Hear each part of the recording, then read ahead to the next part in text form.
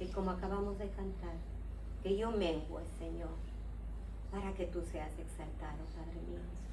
Háblanos, Espíritu Santo. Necesito escuchar tu voz. Y que lo que tú digas en este día no se quede en estas cuatro paredes, no se vaya con el viento, sino que escribas en la tabla de nuestro corazón, que se grabe en nuestra memoria, para en el diario vivir y recordar lo que tú eres, haces y seguirás haciendo en nuestras vidas. En el nombre de Jesús. Amén. Amén. Amén. Les invito a ir al Antiguo Testamento y vamos a estar abriendo un libro muy conocido, el libro de Nahum. Libro de Nahum, Antiguo Testamento, pasando Salmos, pasando muchos libros, hasta llegar al libro de Nahum. Un profeta menor, Nahum. Y vamos a estar abriendo en el capítulo 1. ¿Y decimos un amén? Amén. Amén. Nahum capítulo 1.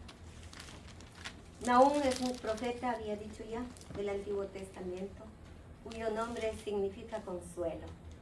Consuelo de Jehová. Qué lindo nombre, ¿verdad? Consuelo de Jehová. Es un corto libro, apenas tiene 3 capítulos. Que les invito en casita, leer el libro. Y no solo lea, medite. Y escuche lo que Dios está diciendo en este libro. Porque Dios es el que habla, ¿verdad? Dios es el que escribió a través de sus siervos, en este caso Nahum. ¿Qué relata este corto libro? Relata la destrucción de Nínive. Relata la profecía de terminación, de destrucción, de la ira de Jehová contra un pueblo rebelde, los asirios. Y en este caso se refiere a la capital de Asiria, Nínive, una ciudad grande, pero una ciudad malvada, gente malvada. En el antiguo tiempo se le conocía a esta ciudad como una ciudad malvada. Sus habitantes eran malos, totalmente malos, impíos, de extrema crueldad. Conquistaron ellos ya el reino del norte de Israel. Y ahora estaban usurpando, saqueando a Judá, el pueblo de Dios. Recordaremos todos que en el libro de Jonás, escrito hace muchísimos años atrás, como dicen los conocedores de la palabra, 150 años atrás del libro de Nahum, se escribió el libro de Jonás. Y vemos en el capítulo 3 que igualmente esta nación era perversa, esta ciudad era perversa, estaba bajo el juicio de Dios, mandó a declarar el juicio de Dios a través de su profeta Jonás, y que encontró Dios, que vio arrepentimiento, el rey y todo el pueblo se humillaron ante Dios y Dios les perdonó. Y ustedes saben el resto. El Señor en su misericordia los perdonó. Pasaron más de un siglo. Pero este pueblo renace con mayor maldad, con mayor pecado. Y ahora están saqueando a Judá, el pueblo de Dios. Dios iba a cumplir la profecía en este libro de destruir a este pueblo indomable, enemigo que traía dolor, angustia al pueblo de Judá. ¿Qué podemos ver en este libro? 2 cosas. Destrucción a este pueblo. Y segundo, una declaración de fe y confianza de parte de Nahum para el pueblo de Dios. Si vamos al versículo 2 del capítulo 1, veamos que dice: Jehová es Dios, celoso, vengador y lleno de indignación. Se venga de sus adversarios y guarda enojo para sus enemigos. Miren a ese Jehová, miren a ese Dios contra el impío, contra el enemigo del pueblo de Dios. El Señor, la palabra de Dios dice: Jehová es Dios celoso. ¿En qué sentido Dios es celoso? Celoso El Señor es a favor de su pueblo, porque Dios quiere proteger el pueblo de Dios. Por lo tanto, Dios es celoso a favor de su pueblo. El Señor es vengador, dice. El Señor es lleno de indignación. Se venga de sus adversarios y guarda enojo para siempre. De sus adversarios. Entendamos, hermanos, el amor de Dios, el celo de Dios para nosotros, sus hijos. En este capítulo, para el pueblo de Dios, Judá. En este día, para nosotros, sus hijos. Cuando somos atacados, cuando nos molestan, cuando nos quieren hacer daño, el Señor toma nuestra causa y la hace personal. Y Él pelea por nosotros. Ese es el Dios celoso que tenemos, que nos ama celosamente y toma nuestra causa como que si fuera de Él. Por eso dice, venga de sus adversarios. No está diciendo, yo vengo a mi pueblo, yo voy a tomar venganza de lo que maltratan a mi pueblo. No, el Señor dice, se venga de sus adversarios. El que está en contra del pueblo de Dios se convierte en enemigo de Dios. Él guarda enojo, dice, para sus enemigos, para los que ocasionan daño al pueblo de Dios. Ese es el Dios celoso que tenemos. Por eso nuestra causa, Él lo juzga, nos guarda, nos defiende y pelea nuestra batalla. Amén. Amén. Versículo 3. Jehová es tardo para la ira y grande en poder, y no tendrá por inocente al culpable. Cuando dice Jehová es tardo para la ira, quiere decir que siempre el Señor en su misericordia da tiempo para que el pecador se arrepienta. Amén. El Señor no juzga de la noche a la mañana. El Señor no destruye de la noche a la mañana. El Señor es misericordia. El Señor es perdonador. En este caso dice, Jehová es tardo para la ira. ¿Cuánto tiempo dio a esta nación para que se arrepienta nuevamente? ¿Cuánto tiempo? Más de un siglo. Pacientemente estaba Dios esperando el arrepentimiento, como un día se arrepintieron en el tiempo de Jonás. Pero ahora no. No había en ellos ningún remordimiento, peor arrepentimiento. Al contrario, estaban molestando, hiriendo, fastidiando, matando, robando, saqueando al pueblo de Dios. Era un pueblo demasiado sanguinario. ¿Cuánto tiempo Dios esperó para que esta nación se convierta? Para que este pueblo malo se convirtiera de sus caminos. Más de un siglo. ¿Y qué pasó? Vino la destrucción para ellos. Sí, se cumplió la profecía de destrucción sobre ellos.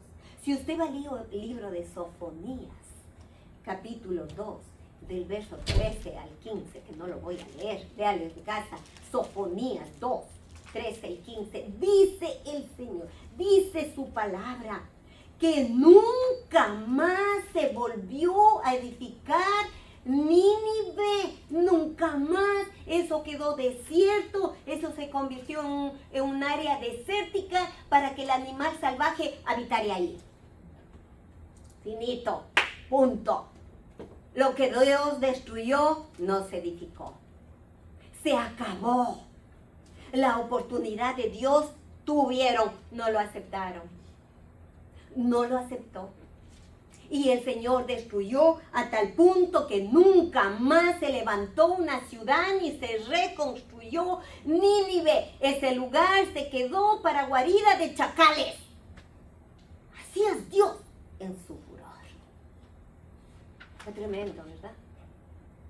Y el segundo punto de Nahum al escribir este libro es ese mensaje de consuelo, es ese mensaje de esperanza a un pueblo abatido, a un pueblo que le consumía el miedo, el terror, la angustia, el dolor, y no un mensaje de esperanza de parte de Dios para Nahum. Y que nos dice el versículo 7, que es donde nos vamos a quedar, es en el que nos vamos a meditar, es el que vamos a pedir que el Espíritu Santo nos enseñe, nos instruya y nos consuele a nosotros también como pueblo de Dios.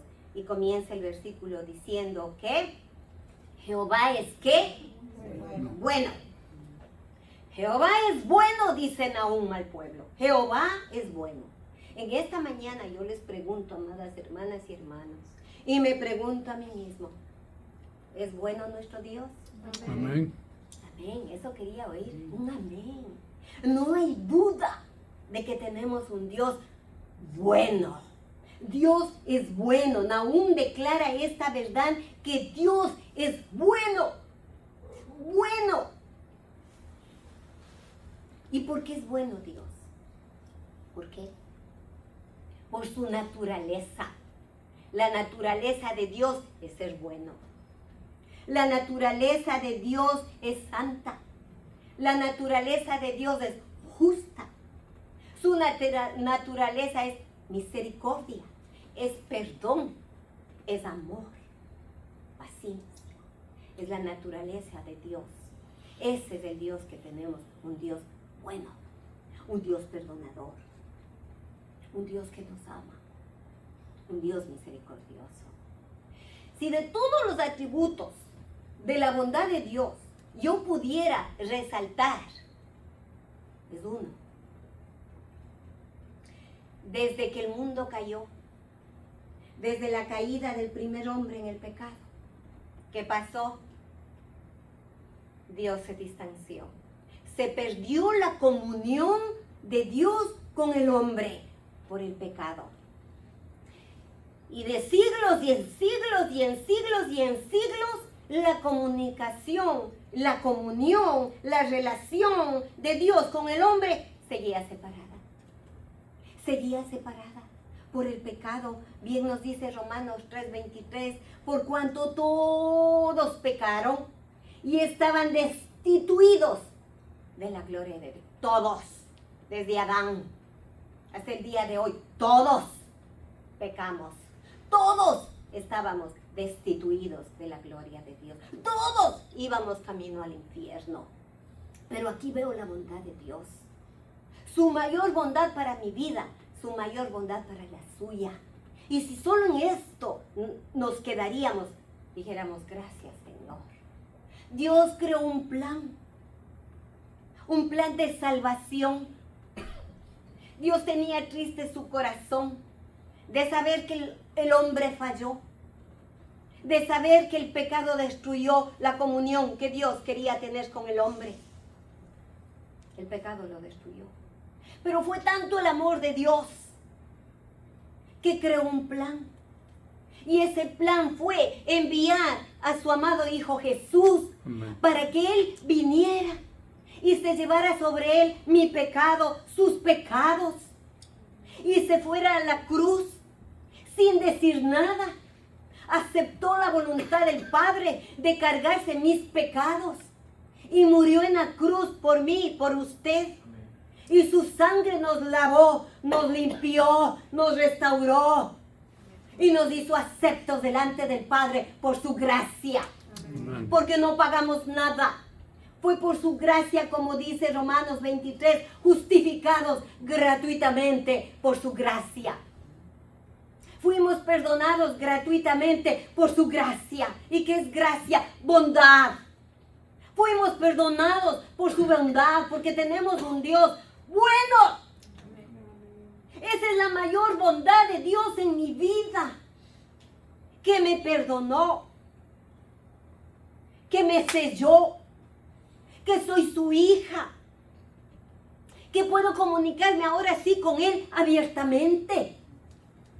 Porque el Señor me justificó por su gracia y cada día su sangre me lava para yo poder tener entrada delante del Padre. ¿Cómo yo no voy a decir gracias por tener ese Dios bueno? Lo demás es maravilloso. Lo que tenemos, la vida, la salud, el techo, el alimento, la familia, todo es bueno. Pero la mayor bondad de Dios, hermanos, es nuestra salvación. Amén. Así es. Es el plan que Dios tuvo de salvarnos. porque todos íbamos camino al infierno. Es la mayor bondad. Por su naturaleza que es buena.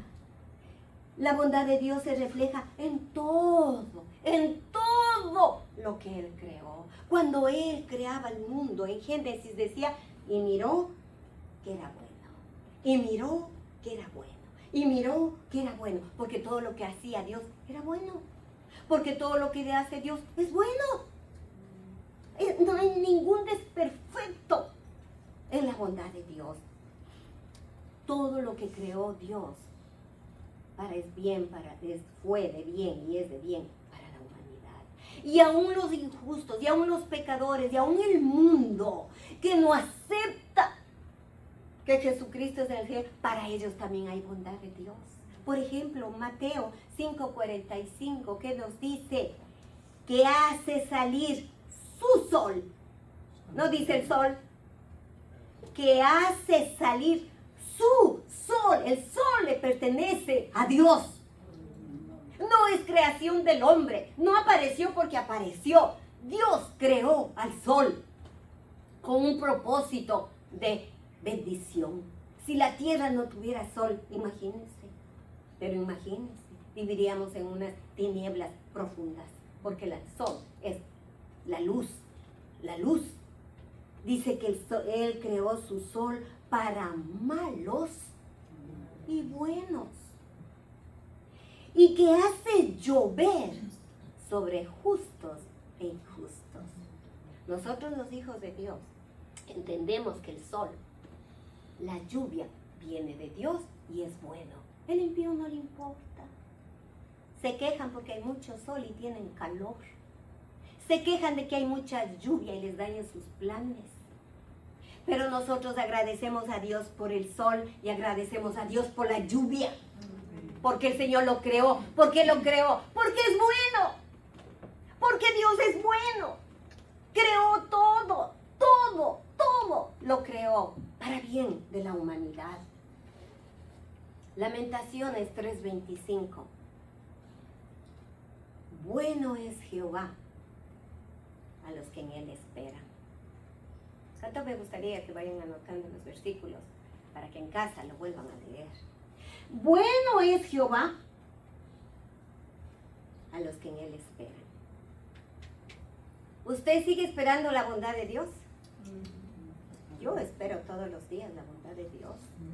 Porque sin su bondad yo no sé a dónde estaría. La bondad de Dios me tiene que acompañar. Yo necesito su misericordia cada día. Yo necesito su perdón. Yo necesito su guía. Yo necesito su dirección. Yo necesito que Él me cambie lo que no vale en mi vida. Yo necesito que Él añada en mi vida lo que necesito. Yo necesito de la misericordia de Dios todos los días.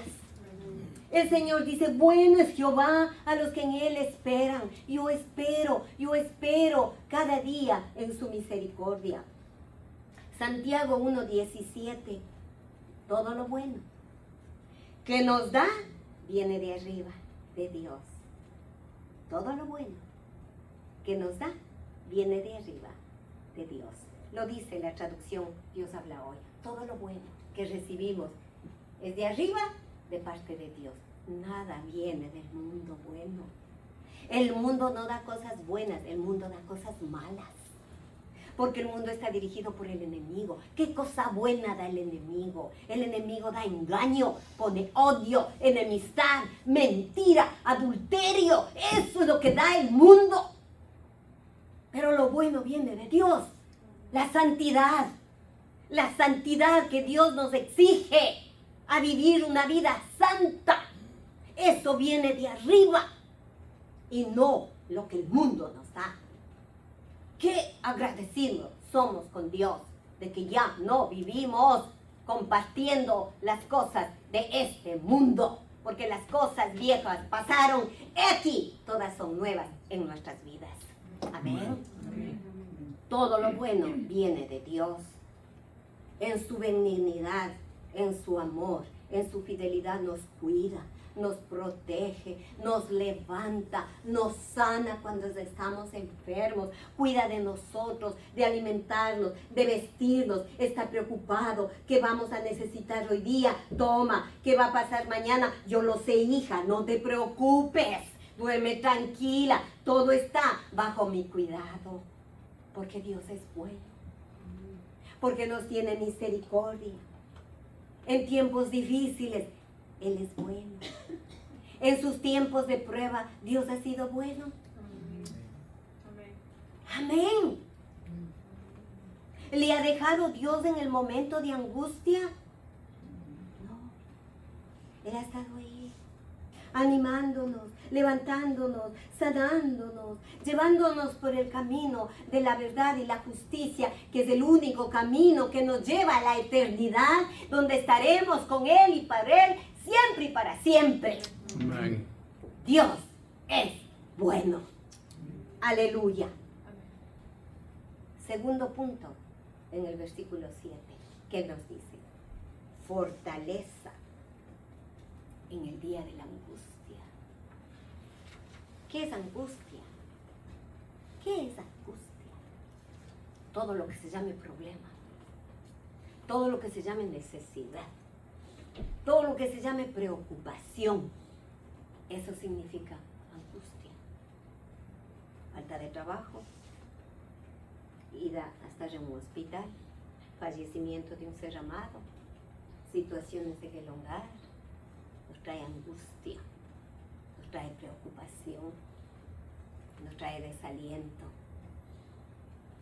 Pero aquí algo maravilloso nos dice el Señor, que Él es nuestra fortaleza en el día de la angustia. Él nos conoce, hermanos, somos débiles,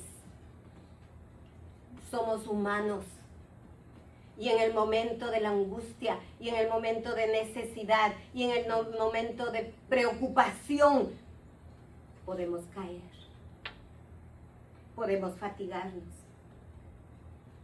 podemos hasta cerrar los ojos y decir, ¿dónde estás, Dios? Y darle la espalda. Él nos conoce, somos débiles, podemos flaquear en las tormentas, pero Él, y solo Él, es nuestro lugar seguro. ¿A dónde podemos ir? Proverbios 18:10, torre fuerte es el Señor. Vamos con nuestras mentes, saboree este versículo, mastíquelo. Torre fuerte es el Señor, nos dice este capítulo de Proverbios, este versículo. Y a Él correrá el justo. A Él vamos con nuestras preocupaciones. A Él corremos con nuestras situaciones adversas. Con Él, a Él corremos con nuestras lágrimas. A Él corremos. Ahí nos refugiamos, en esa torre, en ese castillo, donde no nos puede el enemigo atacar, donde no van a entrar las saetas, porque estamos en el castillo, en la presencia de Dios. A Él correrá el justo, y la bendición está aquí, y será levantado. Corremos con la carga, corremos con el dolor, corremos con la enfermedad. A Él, nos refugiamos en Él. Entregamos la carga, como dice Pedro, echad sobre Él toda vuestra carga, toda vuestra ansiedad, porque Él cuidará de vosotros. Toma, Señor, mi preocupación. Toma, Padre, lo que me estorba. No doy más, Señor. Toma, me escondo en este castillo, me escondo en esta torre.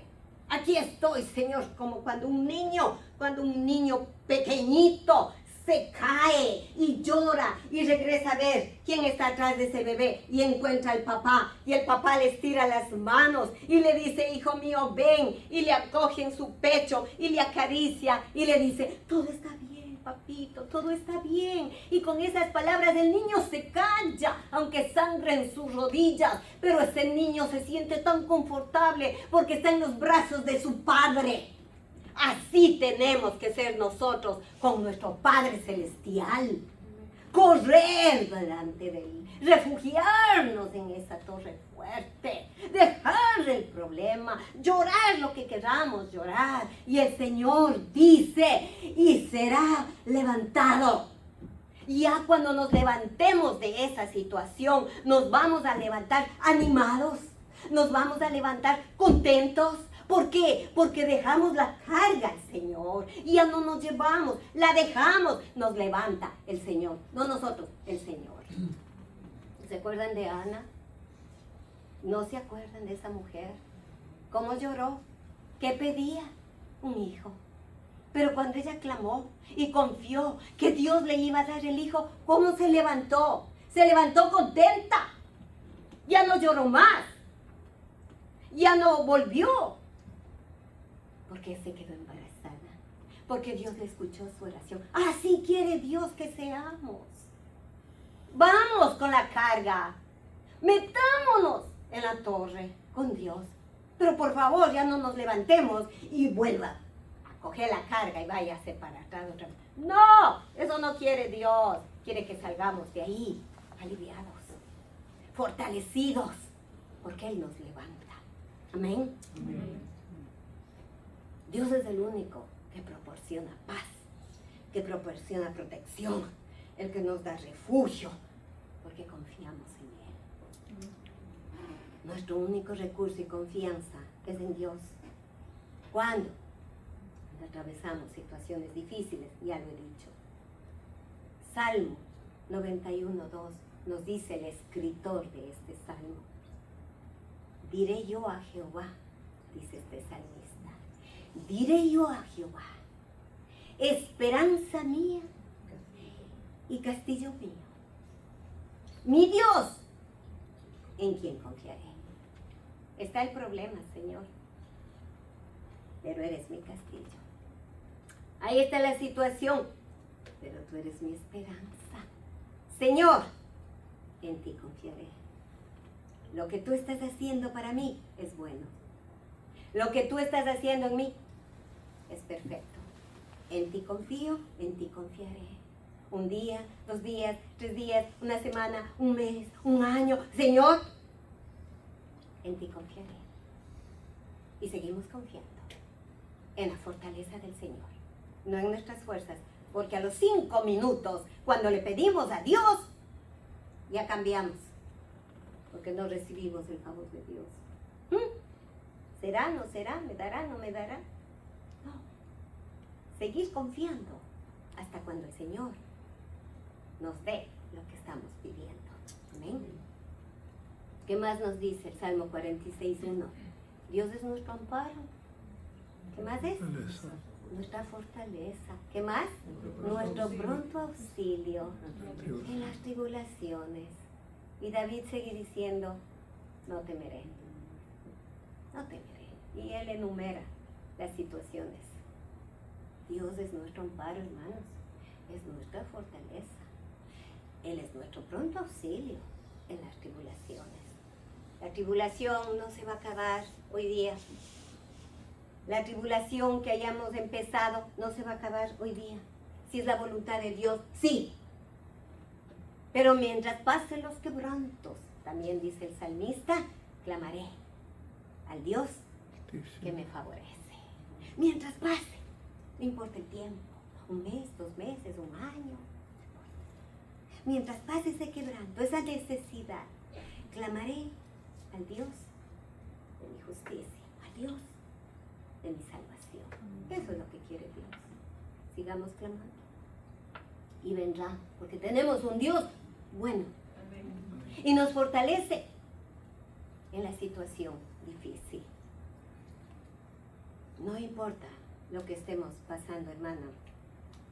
En Él encontramos seguridad. ¿Amén? Tercer punto. Él conoce. Ojo. Él conoce a los que en Él confían. Él conoce al de afuera. Claro que lo conoce, lo creó, ¿verdad? Pero el de afuera confía en Dios. No, confía en las circunstancias, en lo que viene, el diario vivir. Pero dice el Señor, dice esta partecita, y conoce a los que en Él confían. Mi pregunta esta mañana, ¿me conoce Dios? ¿Le conoce a usted Dios, hermana? ¿Amén? No tengo la menor duda de que Dios me conoce, porque yo le conozco, porque yo escucho su voz y le sigo, como dijo Jesús, el buen pastor. Le seguimos sus ovejas, los que escuchamos su voz. El que no escucha su voz porque no le conoce no puede seguirle. Así que totalmente ciertas en esta mañana y ciertos, hermanos queridos, porque Dios nos conoce. Amén, Dios nos conoce. Por lo tanto, ¿en quién está puesta nuestra confianza? Porque dice, conoce a los que en Él confían. ¿En quién está puesta nuestra confianza? Por demás decir, en Dios. Nuestra confianza está en Dios. ¿Y qué significa confianza, hermana? ¿Qué significa? ¿Qué significa? Yo confío en Dios. ¿Y qué significa confianza? Fe. Seguridad. Si usted no tiene fe, no puede tener confianza en Dios. Si usted no cree en sus promesas, no puede recibir esas promesas, y la promesa de Dios no puede llegar a su vida y hacerse realidad porque usted no cree, no lee y no tiene fe que lo que está pidiendo lo va a cumplir, porque escrito está, pedid y se os dará. Pero como no se conoce la palabra, entonces falta de fe, falta de esperanza, y la bendición de Dios está a 3 kilómetros de distancia. Pero si uno conoce la palabra de Dios, que es la única forma donde conocemos a Dios, es la única forma donde Dios nos habla, tenemos fe que lo que escrito está por Dios, y que lo que Él escribió se va a cumplir en mi vida, se va a cumplir en su vida, y declaro esa palabra, y declaro esa promesa, y eso tiene que hacerse realidad en mi vida. Eso es vivir por fe. Eso es creer en Dios. Eso es creer y tener esperanza en lo que Dios me dice. Poner en práctica lo que se lee. Poner en práctica la palabra de Dios y levantarnos con la palabra de Dios. Y despejar la duda que nos pone el enemigo. No va a pasar eso. Te matas orando y no pasa nada. ¿Para qué te vas a la iglesia si no hay nada? Mejor haz otra cosa en vez de estar leyendo la Biblia. No. Al leer la palabra nos nutrimos de las promesas de Dios. A través de la palabra le conocemos a Él y Él nos conoce a nosotros, y el Señor pone en nosotros esa fe y esa confianza, porque de nosotros no viene de Dios. Su Espíritu nos da la seguridad porque creemos en sus promesas. Entonces, ¿en quién ponemos nuestra confianza? En Dios, obviamente. Jeremías 17:7 dice, bendito el varón, bendita la mujer, porque no es únicamente para el hombre esta promesa, es para el Hijo de Dios. Bendito el varón que confía en Jehová, bendecido, contento, feliz, aquella persona que confía en Dios, que confía en Jehová y cuya confianza es Jehová. Bendito el que confía en Dios y cuya confianza es Dios. Yo vivo en la confianza de Dios. ¿Usted vive en la confianza de Dios? Amén. Amén. Cuando nuestra confianza está en Él, ¿qué trae? Seguridad, hermanos. Si confiamos en Dios, tenemos seguridad, tenemos prosperidad, tenemos esperanza. En medio de las dificultades hay gozo, porque el gozo del Señor es nuestra fortaleza, porque Él nos llena de contentamiento en medio de la prueba, porque Él nos llena de alegría cuando estamos tristes. Entonces, estamos con el Señor y Él está con nosotros. Los hijos de Dios hemos confesado su nombre, entonces tenemos que seguir confiando confiando en Él, confiando en sus promesas, no confiando en nada, no confiando en nadie, peor en el mundo, peor en el humano. El humano falla, el humano miente, pero el Señor lo que dice, cumple. Amén. Y como dijo David en el 27, aunque esto era una estrategia militar que él estaba armando el ejército, él dice, estos confían en carros y aquellos en caballos. Esos ejércitos son millares y nosotros miles. Ellos confían en sus caballos, ellos confían en sus ejércitos y en sus carros. Pero David dice, mas nosotros, en el nombre de Jehová, en Él tenemos que confiar. No en las circunstancias, no en lo que nos promete el mundo, no en lo que nos dice el hombre. Nuestra confianza en Él. En Él, hermanos, en Él, en el Creador de nuestras vidas, en el que nos conoció desde el vientre de nuestras madres. ¿Usted cree que Dios le conoció en el vientre de su mamita? Amén. Yo lo creo. Cuando aprendí a leer la Biblia, cuando el Señor a mi vida vino, entendí que el Señor me conoció antes de la fundación del mundo, me conoció en el vientre de mi madre, entretejió mis entrañas con sus manos. Allí entendí cuando leí la palabra del Señor y el Espíritu Santo me reveló que yo era propiedad de Dios. Dice Job, tus manos me hicieron y me formaron. Yo creo y digo, amén. En el vientre de mi mamacita, el Señor me formó. No lo dudo, me formó como soy, me formó. No lo dudo, Él me formó, Él me hizo a su imagen y su semejanza, como dice la palabra. Y el Salmo 22:9, escuche esto, hermano, escuche. Salmo 22:9. David, en sus angustias, porque él siempre vivió en angustias y en persecución. Esto es un salmo de persecución y angustia. En el Salmo 22:9 dice, hablando con Dios, David entabla un diálogo con Dios en su angustia.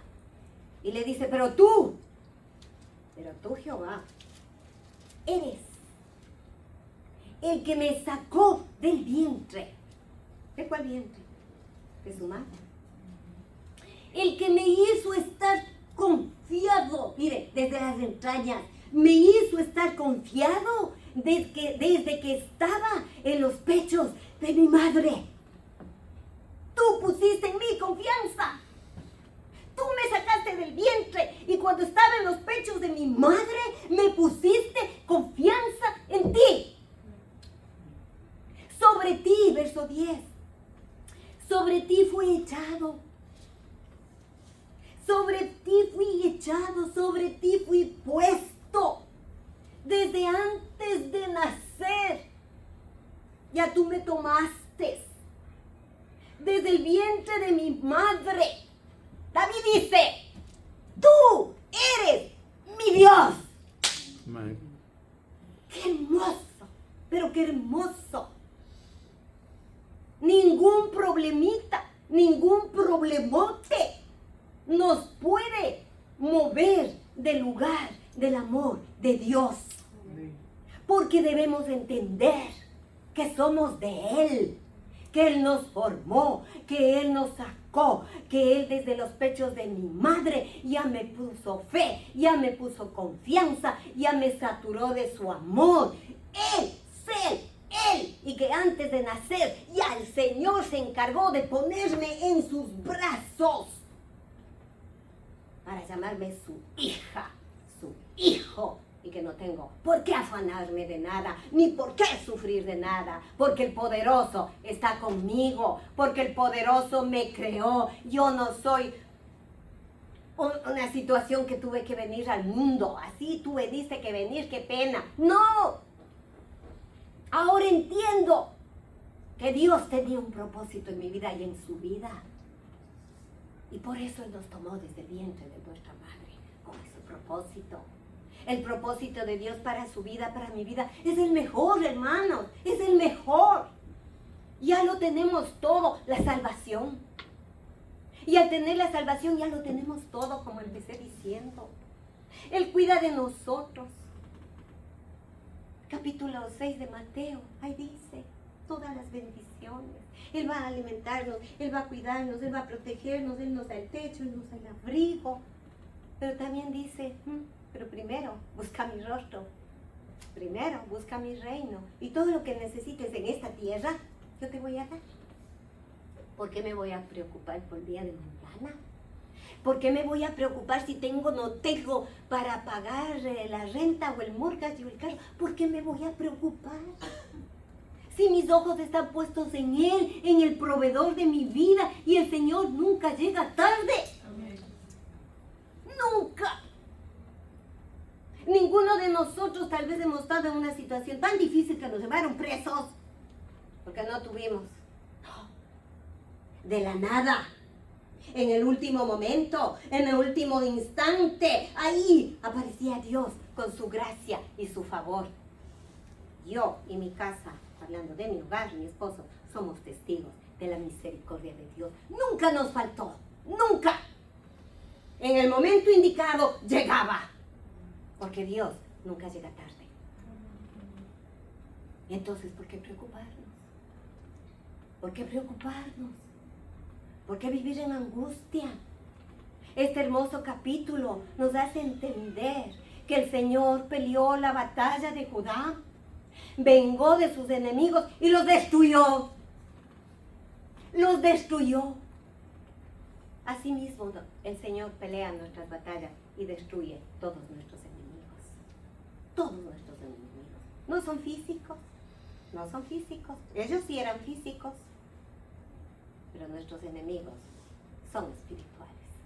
Pero el Señor pelea nuestras batallas y nos hace libres. Amén. Amén. Entonces tenemos un Dios bueno, un Dios que nos ayuda en el tiempo de angustia y nos conoce para que somos sus hijos. Todo esto habló Nahum. Estas promesas dio Nahum. Habló, consoló, levantó a un pueblo en angustia y vemos que Dios los defendió. Para terminar, ¿qué nos dice Dios a nosotros? ¿Qué sale de la boca de Dios en este momento para nosotros? Isaías 41:13. Nos dice el Señor: porque yo, Jehová, soy tu Dios, quien te sostiene de tu mano derecha y te dice: no temas, no temas, yo estoy contigo. Amén. Amén. Amén. Amén. Amén, hermanos. Porque yo, Jehová, soy tu Dios. Nadie más. Yo, Jehová, soy tu Dios, quien te sostiene de tu mano derecha y te dice: no temas, yo te ayudo. Amén. Amén. Señor, gracias, Padre, por tu inmenso amor, por tu favor, por tu fidelidad, por ser tan bueno con nosotros, tus hijos, por habernos salvado, por habernos llamado, Señor, a ser tus hijos, por haber formado, Señor, tu grey. Gracias, Padre. ¿Qué sería de nosotros si tu favor no hubiera llegado a nuestras vidas? ¿Dónde estaríamos? Camino al infierno, Señor, viviendo una vida de soledad, de amargura, de dolor. Pero en ti hay gozo, paz, alegría, Señor, no importando la circunstancia.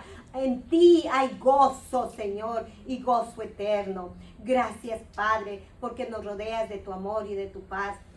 Y nos haces acuerdo, Señor, que tú vengas a nuestros enemigos, nos vengas, Señor, de nuestros enemigos, porque tú eres el que peleas nuestras batallas. Gracias, Señor, porque cada día lo haces. Gracias, Señor, porque tú destruyes, Señor, al enemigo que quiere robarnos la paz, que quiere ponernos débiles. Tú lo destruyes, Señor, y en el nombre de Jesús nos levantas victoriosos, Padre, porque tu mano dice que sujeta nuestra mano derecha y nos dices en esta mañana: no temas, yo estoy contigo. contigo. Gracias, Padre, te damos en el nombre de Cristo Jesús. Amén, amén, mis hermanos. Dios